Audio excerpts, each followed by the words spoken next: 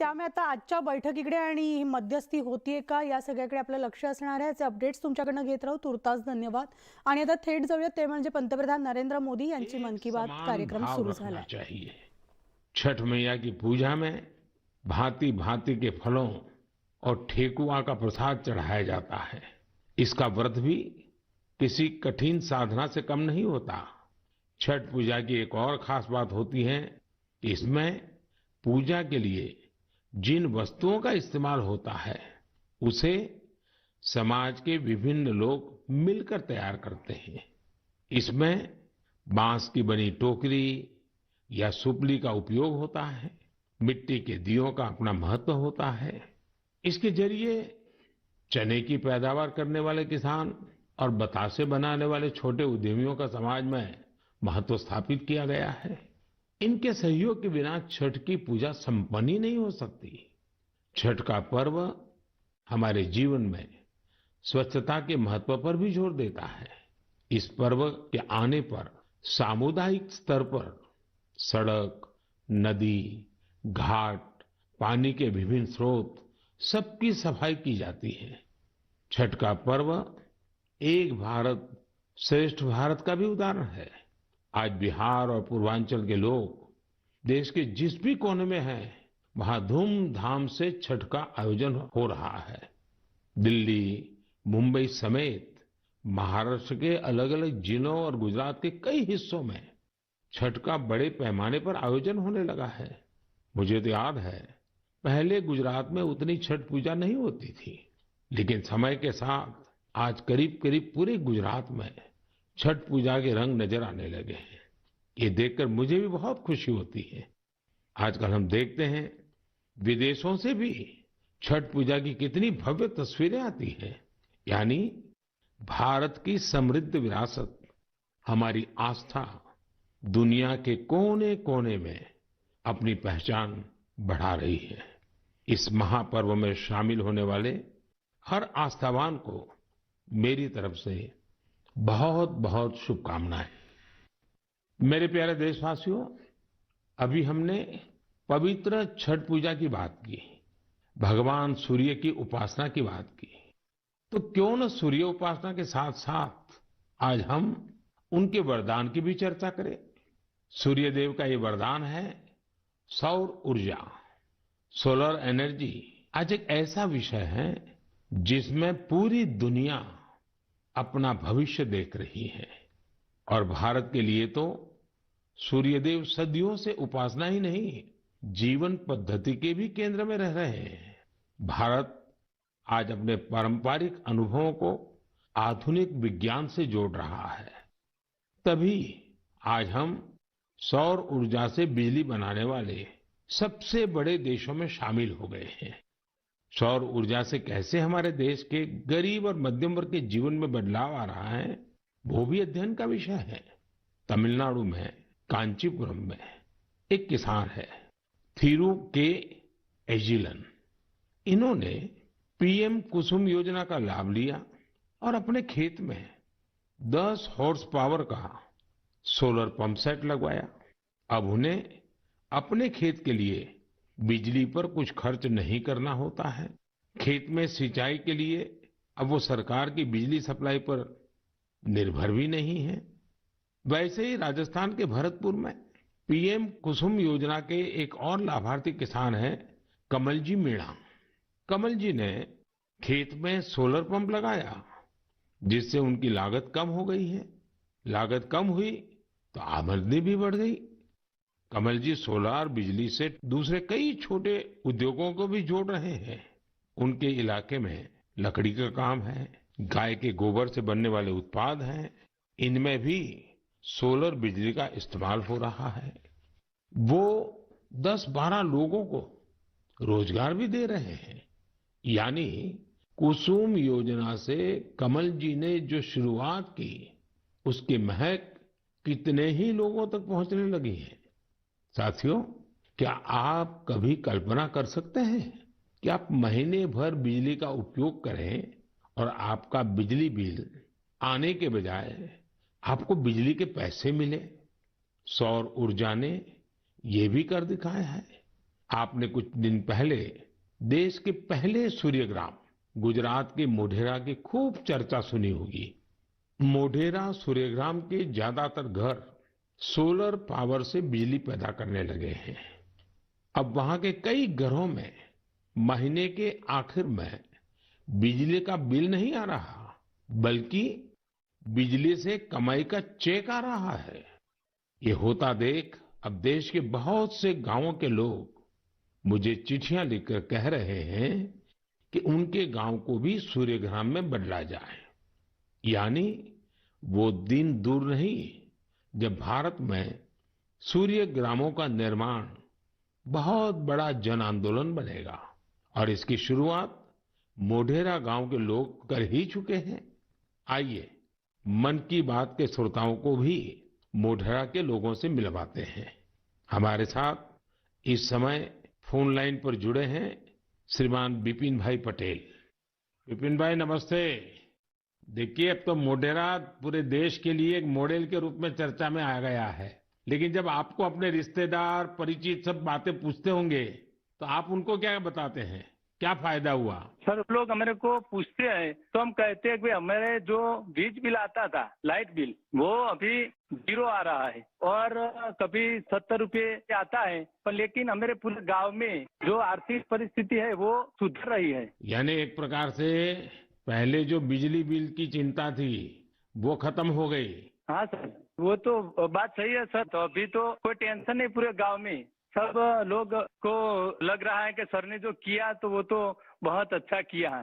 वो खुश है सर, आनंदित हो रहे हैं सब। अब अपने घर में ही खुद ही बिजली का कारखाना के मालिक बन गए, खुद का अपना घर के छत पे बिजली बन रही है।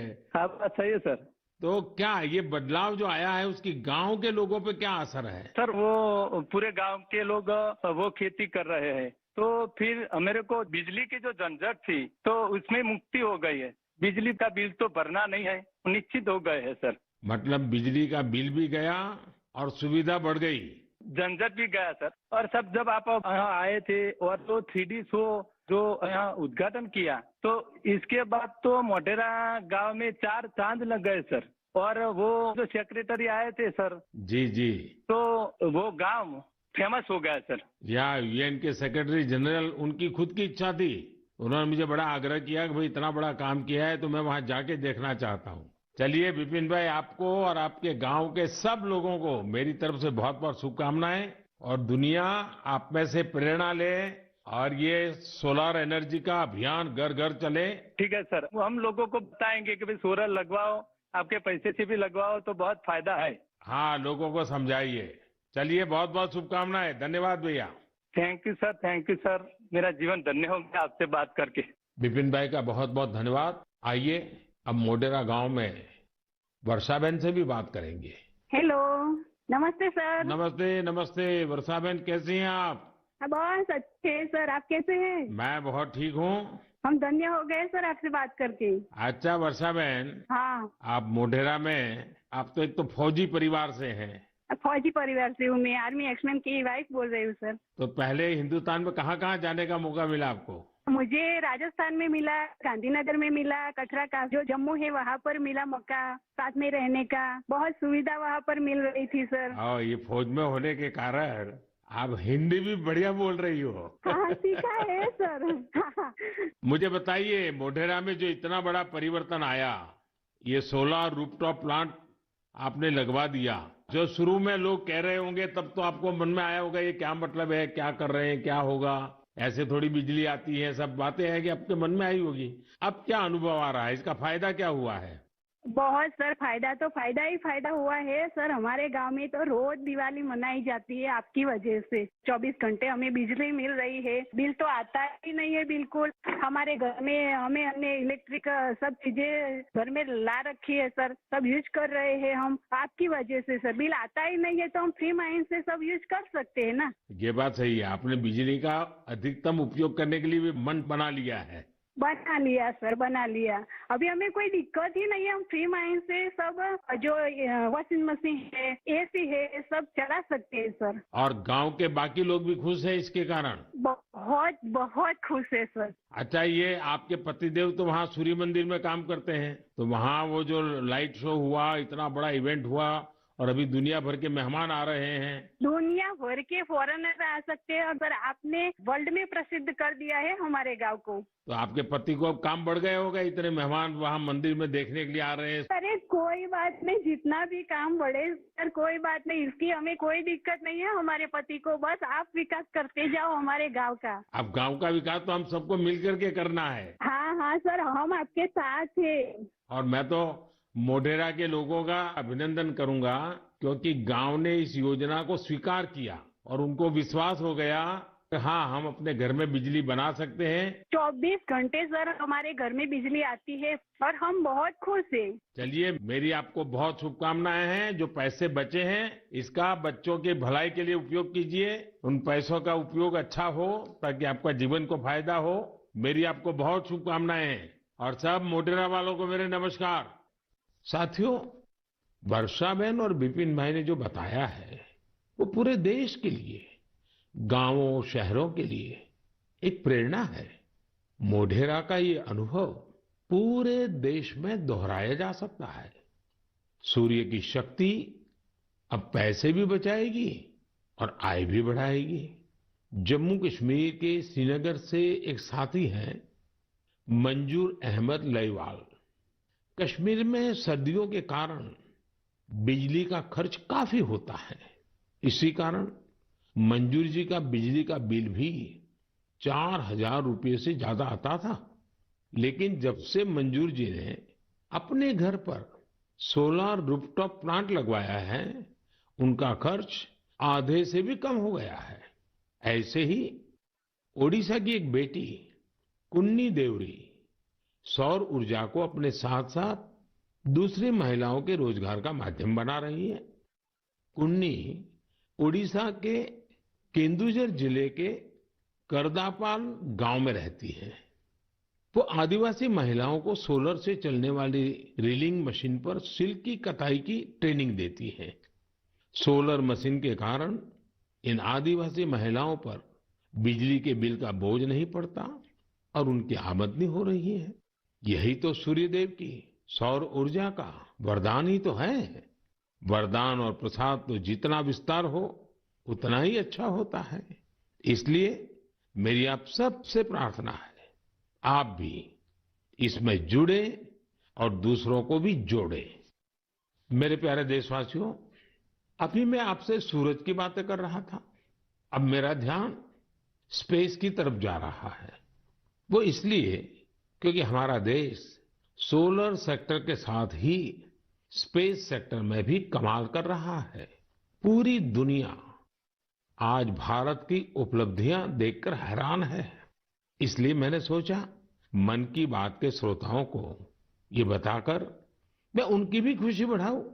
साथियों, अब से कुछ दिन पहले आपने देखा होगा, भारत ने एक साथ 36 सैटेलाइट्स को अंतरिक्ष में स्थापित किया है।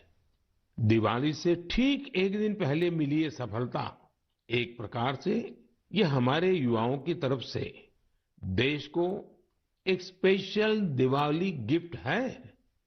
इस लॉन्चिंग से कश्मीर से कन्याकुमारी और कच्छ से कोहिमा तक पूरे देश में डिजिटल कनेक्टिविटी को और मजबूती मिलेगी। इसकी मदद से बेहद दूर दराज के इलाके भी देश के बाकी हिस्सों से और आसानी से जुड़ जाएंगे।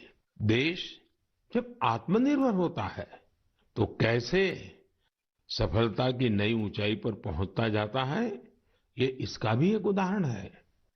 आपसे बात करते हुए मुझे वो पुराना समय भी याद आ रहा है जब भारत को क्रायोजेनिक रॉकेट टेक्नोलॉजी देने से मना कर दिया गया था। लेकिन भारत के वैज्ञानिकों ने न सिर्फ स्वदेशी टेक्नोलॉजी विकसित की, बल्कि आज इसकी मदद से एक साथ दर्जनों सैटेलाइट्स अंतरिक्ष में भेज रहा है। इस लॉन्चिंग के साथ भारत ग्लोबल कॉमर्शियल मार्केट में एक मजबूत प्लेयर बनकर उभरा है। इससे अंतरिक्ष के क्षेत्र में भारत के लिए अवसरों के नए द्वार भी खुले हैं। साथियों, विकसित भारत का संकल्प लेकर चल रहा हमारा देश सबका प्रयास से ही अपने लक्ष्यों को प्राप्त कर सकता है। भारत में पहले स्पेस सेक्टर सरकारी व्यवस्थाओं के दायरे में ही सिमटा हुआ था। जब ये स्पेस सेक्टर भारत के युवाओं के लिए, भारत के प्राइवेट सेक्टर के लिए खोल दिया गया, तब से इसमें क्रांतिकारी परिवर्तन आने लगे हैं। भारतीय इंडस्ट्री और स्टार्टअप्स इस क्षेत्र में नए नए इनोवेशंस और नई नई टेक्नोलॉजी लाने में जुटे हैं। विशेषकर इन स्पेस के सहयोग से इस क्षेत्र में बड़ा बदलाव होने जा रहा है। इन स्पेस के जरिए गैर सरकारी कंपनियों को भी अपने पेलोड्स और सैटेलाइट लॉन्च करने की सुविधा मिल रही है। मैं अधिक से अधिक स्टार्टअप्स और इनोवेटर्स से आग्रह करूंगा कि वे स्पेस सेक्टर में भारत में बन रहे इन बड़े अवसरों का पूरा लाभ उठाएं। मेरे प्यारे देशवासियों, जब स्टूडेंट्स की बात आए, युवा शक्ति की बात आए, नेतृत्व शक्ति की बात आए, तो हमारे मन में घिसी पीटी पुरानी बहुत सारी धारणाएं घर कर गई है। कई बार हम देखते हैं कि जब स्टूडेंट पावर की बात होती है तो इसको छात्र संघ चुनावों से जोड़कर उसका दायरा सीमित कर दिया जाता है। लेकिन स्टूडेंट पावर का दायरा बहुत बड़ा है, बहुत विशाल है। स्टूडेंट पावर भारत को पावरफुल बनाने का आधार है। आखिर आज जो युवा है वही तो भारत को 2047 तक लेकर जाएंगे। जब भारत शताब्दी बनाएगा, युवाओं की ये शक्ति, उनकी मेहनत, उनका पसीना, उनकी प्रतिभा भारत को उस ऊंचाई पर लेकर जाएगी जिसका संकल्प देश आज ले रहा है। हमारे आज के युवा जिस तरह देश के लिए काम कर रहे हैं, नेशन बिल्डिंग में जुट गए हैं, वो देखकर मैं बहुत भरोसे से भरा हुआ हूं।